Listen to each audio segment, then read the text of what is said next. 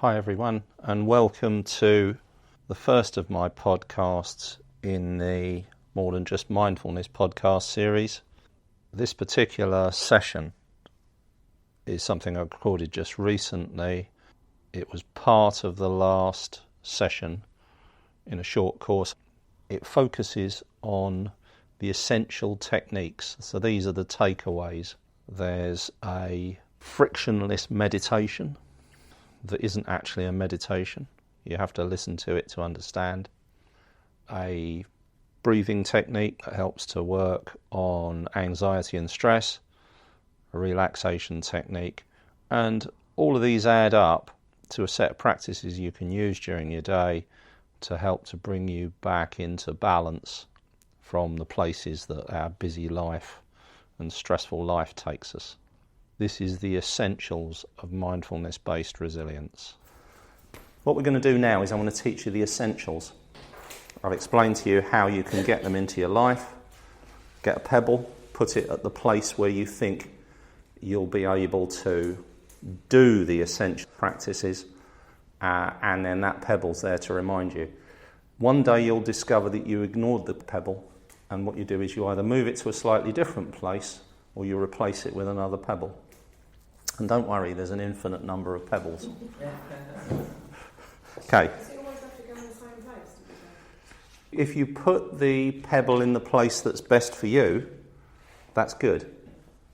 You can have many pebbles. For instance, if you can only meditate while you're doing the dishes, you'll have one on the kitchen windowsill or on the... If you think you can also meditate when you're having a bath, you're going to put it on the end of the bath. For a lot of people, having a bath's the only time they actually physically get to relax. And part of my purpose is to help you to be able to relax wherever you are. What we'll do is we'll start off with a meditation of no meditation for sound. And so to do this, you can sit however you like because it's not a meditation. And this is the sort of thing you can do as you're walking along the road, is to notice all sounds. By notice all sounds, what I mean is this. Whenever we're quiet, so you're quiet, I'm not, I'm chattering away, but I'm part of the sounds. So at the beginning of this, you were just listening to my voice, and now you're aware there are other sounds. So there's somebody closing a car outside, there's the sound of the rain, there's movements in the room. And the way to look at it is like when we listen to one sound, we're listening to one instrument. When we're listening to all sound, we're listening to the entire orchestra. And what that does is helps to bring us here right now, physically back to this place. This is what we call presence or mindfulness, the awareness that we're here. And we become aware of sound. So sound is waves, and those waves are washing over you from a variety of different places. And that's all it consists of. Remember, it's not meditation, there's no goal, no expectation. You're not getting anything out of it. But it's something you can do, and it's something that you can do without getting anything out of it, which is a really important thing. Because we only tend to do things if we think we're going to get something from it, or stop something from happening. And then what we're doing is we're finding this experience which we can do, and we can do it as we go about our day, and we're doing it without an expectation of getting anything from it.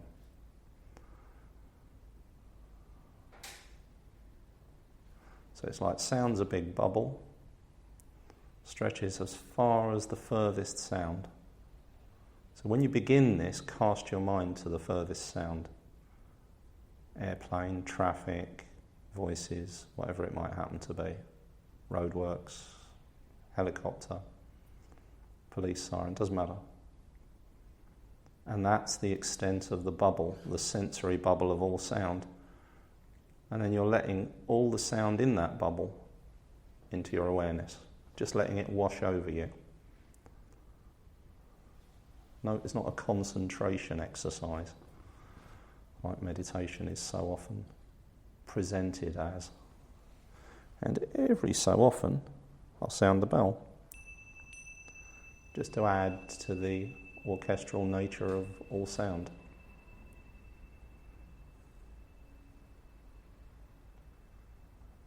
And it doesn't matter what's happening. Your thoughts, your emotions, your experience, doesn't matter. It's noticing sound. And remember, this isn't a meditation. This is the meditation of no meditation for sound.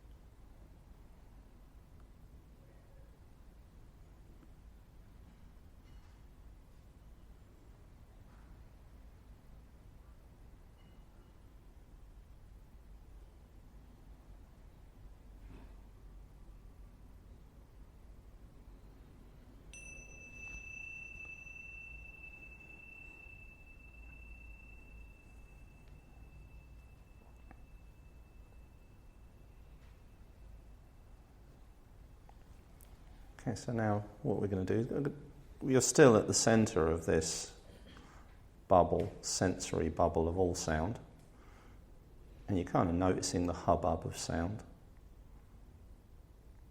the traffic and movements in the room, the sound of my voice, and it's all just a hubbub, like you're in a cafe.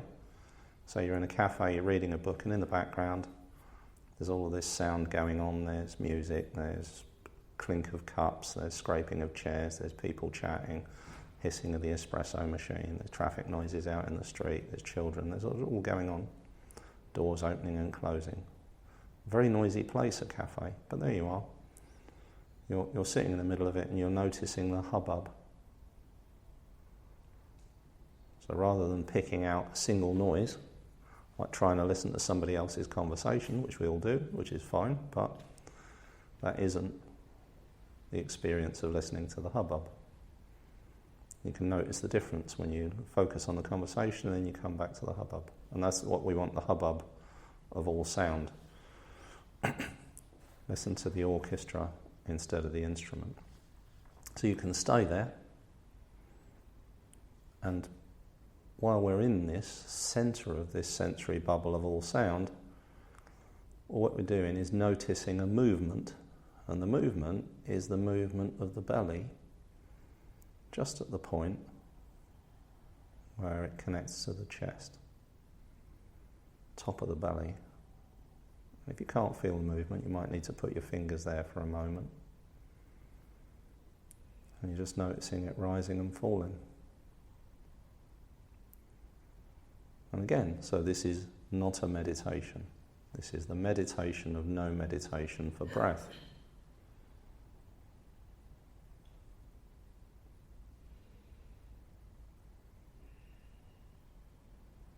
And again, what happens in the mind doesn't matter. Thoughts, emotions, desires, memories, no, it doesn't matter. Don't worry about it. Just noticing the breath. And we're noticing the breath at the centre of all sound.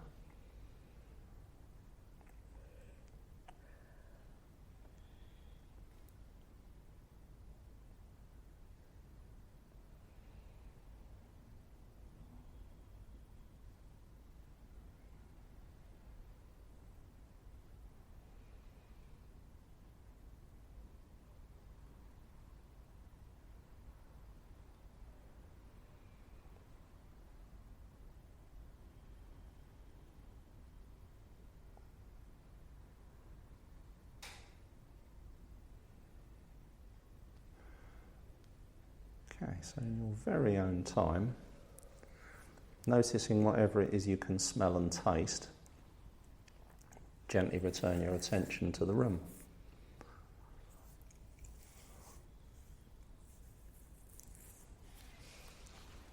And so I've got a couple of questions for shows of hands. Did anybody find that difficult? It's okay if you found it difficult, because actually the people who find it the most difficult are regular meditators. Because what they've managed to figure that meditation is some sort of willpower-based activity in their head, and then they translate that onto this, so it becomes difficult. I think what I did find it really difficult, but when you brought the breathing in, that for me kind of threw me off a little. Okay, so you take the breathing out of it. The meditation of no meditation for sound is the easiest thing. And that's nothing to do with the breathing as well? The only reason I did the breathing as well is for some of you for whom you'll find that better, you've got another string to your bow. When you're walking along the road, you just allow all sound in. This is infinitely better outdoors. Who found it to be an enjoyable, positive experience? Everyone. Okay, yeah. That feeling, multiply it by 10 the minute you walk out that door. Yeah, it's huge difference. And the reason for that is because there's 360 degree sound. And we're designed to do this. This is what we do when we're walking through the forest at night. All human beings do this. You hear tiny little rustlings. And when you stop, you can hear all the movement of the wind in the trees. If there's a creature moving around, you can hear it. That's the meditation of no meditation for sound. And the forest at night is the best place to do it. Something you will all notice. If you find a practice that works for you, just one, you'll notice that you notice more. And you'll start doing things like looking up. You'll walk out of your house and you'll see something you've never seen before, despite the fact you've walked out your house every day for like 25 years. When I used to do my commute before I learned to meditate, I'd leave my house and I'd be in a street full of other pedestrians, cars, and whatever project was going through my head. After I learned to meditate, I'd walk out, there's the sky, you've got the clouds, you've got the wind, you've got the rain, because that's what we're designed to do. This is all about reconnecting. So that's the most essential practice, is the meditation of no meditation, because it's frictionless. So what we're going to do now is what's called a pranayama breathing technique. This is an Indian yogic, many thousands of years old practice that has been fully accepted as a wellness benefit. There is something special about breathing in through your nostrils. When you do that, mind becomes quiet. It's like a pause button. The breath is huge. I mean, think about it when you're in labour. What do they tell you to do?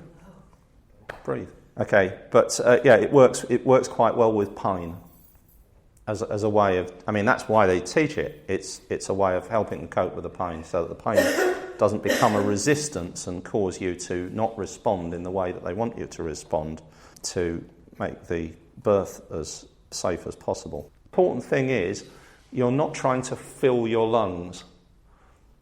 The only key to this is to try to make the breath as smooth as possible, rather than, sometimes we might breathe in a lot at the beginning of the breath and hardly at the end of the breath, or we might breathe in a little bit at the beginning of the breath and lots at the end of the breath.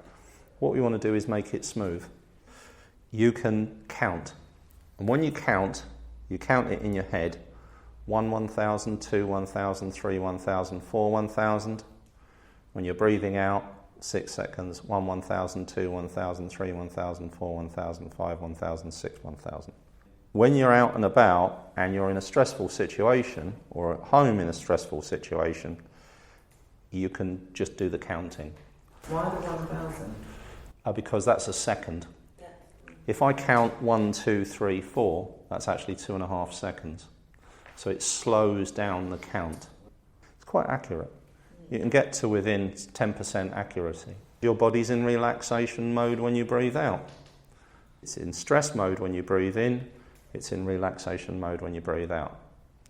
So your body knows that if you come out of a stressful experience, you go, oh, that was terrible. It's a long breath. And while what you're doing is relaxing, and you're moving your body out of stress into relaxation. This is one of the reasons that this works. Breathing out for 6 seconds and in for 4 seconds, you're spending 50% more time in relaxation mode than you are in stress mode. So what you're doing is bringing your body back into balance. It has 2 effects. One is moving your body over to relaxation mode, and the other is it creates a thing called coherence, where your heart rate and your breath synchronizes. And what that does is that telling your brain everything's okay. Only 50% of people notice that. If the whole thing's uncomfortable, don't worry about it, because we're going to do a relaxation exercise afterwards. And that works in a very similar way. Let's do 2 minutes of pranayama. Prana means breath, ayama means extend. We'll just do that for 2 minutes. And some of you will notice a difference, some of others you won't, but what's happening is it's actually calming you down.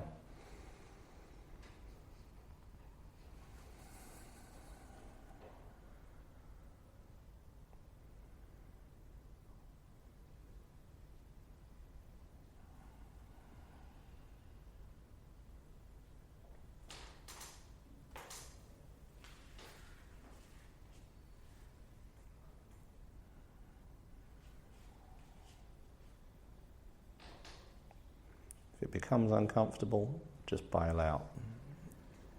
And we'll do the relaxation exercise in a minute.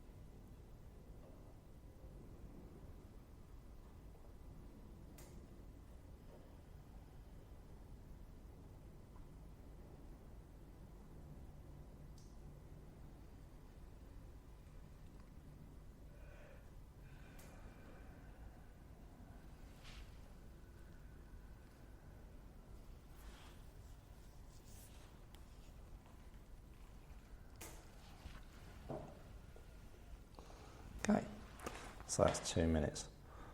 Has anybody noticed any calmness from doing that? Yeah, hands up, calm people. Yeah, okay, so 50%. Yeah, near enough. Not everybody notices, but it works. And you notice it if, let's say, you're going to try to get sleep, and this is one of the things you can do. So there you go. If you can't get sleep, try this for a little while. You can do it for about 4 or 5 minutes and see how it works. If it's either going to work or it isn't. If it doesn't work, come back to it at a later stage. All of these will work eventually, but what you need is one practice to bring into your life to benefit you. And the most obvious place that happens is actually sleep, which is why most people sleep better after they've practiced some of the techniques that I teach. Okay, so the other essential is the 4-10s meditation. So this is a meditation. So to meditate, it's good if you're sitting to adopt what I call a open, relaxed and balanced posture. And all that means is, so comfort's the primary thing here. You need to be comfortable. After comfort, a straight back, so sitting forward or sitting with your back against the back of the chair, whichever's most comfortable for you. If you lift your head slightly and put your elbows at your side, you'll instantly move into a more relaxed posture. And what I'll do is I'll teach this as a meditation, so we'll begin and end with the bell.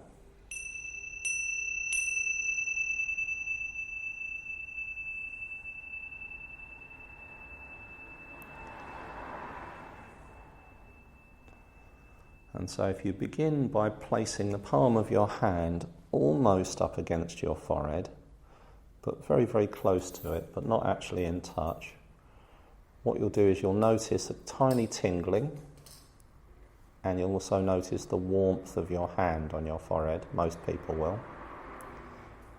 And so if you put your hand back down, you're now connected to your forehead. You're aware there's a feedback loop. You know how it feels.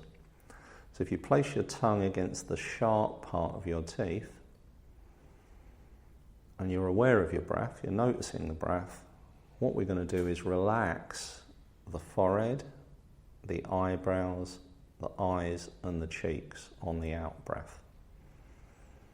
So it's breathing in normally, breathing out, relaxing the forehead, eyebrows, eyes and cheeks.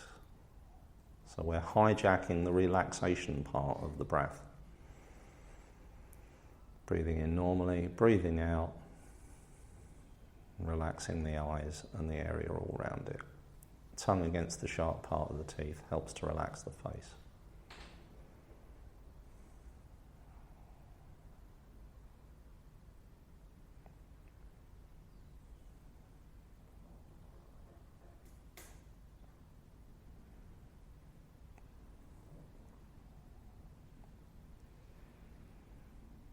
And you only need to do that for about 5 or 10 out breaths, and then move on to the mouth and lips, jaw and throat.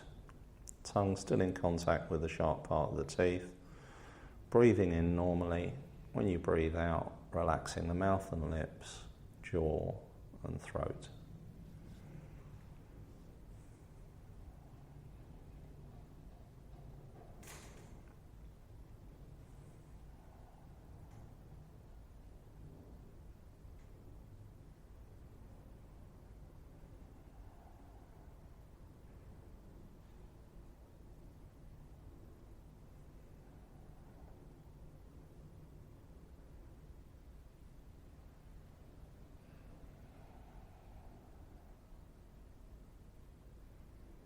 Again, 5 or 10 out breaths. You choose. When you're doing this at home, you decide, I'll do it for 5 out breaths, I'll do it for 7 out breaths, I'll do it for 10 out breaths, whatever it happens to be.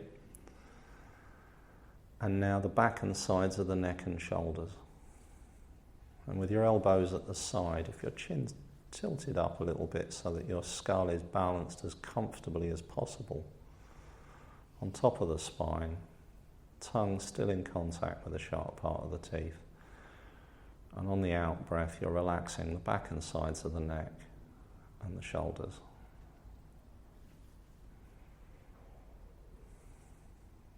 And noticing the weight of the arms pulling the shoulders down.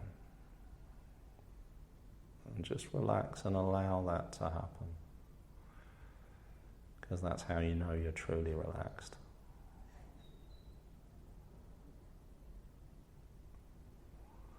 Again, 5 or 10 out breaths, back and sides of the neck and shoulders.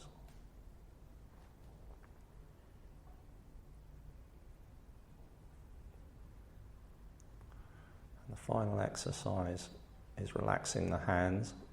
So if you haven't learned how to do that, breathing in, clench your fist, not achingly hard, but tight enough so that there's tension there, and then when you breathe out, you let go of your hand and let the tension out.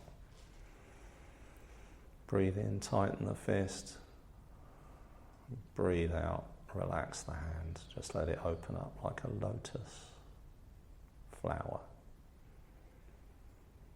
And just do that for 3 or 4 breaths.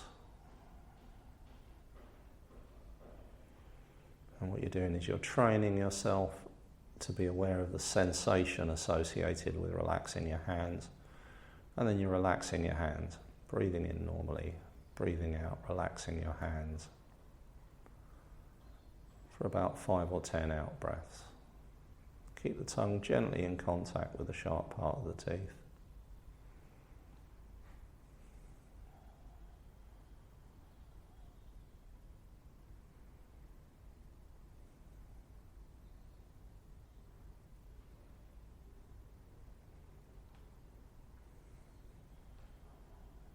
And now what we want to do is relax all of that part of the body. So when we breathe in, notice the coolness in the nostrils.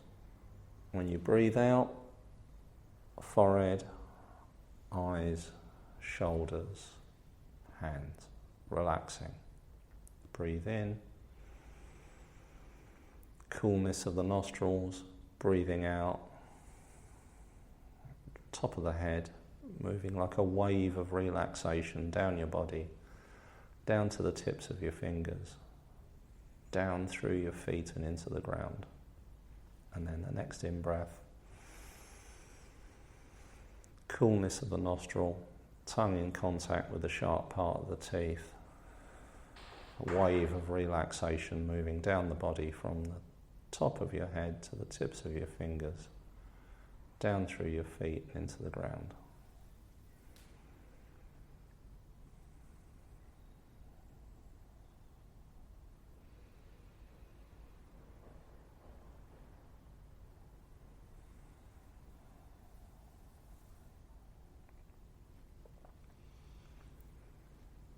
Okay, and the last part of this, where we're doing the entire body, that's what I call the relaxation response.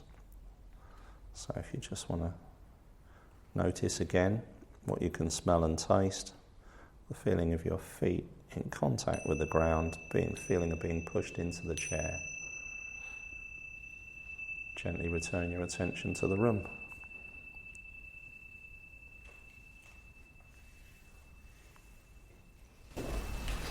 Why do you have your tongue touching your teeth? Okay, try a little experiment. Put your tongue between your teeth. Now try to tighten your jaw muscles. That's right, you can't. So what it is, it's a physiological switch. When your tongue's in contact with your teeth, your body turns off the muscles in the jaw.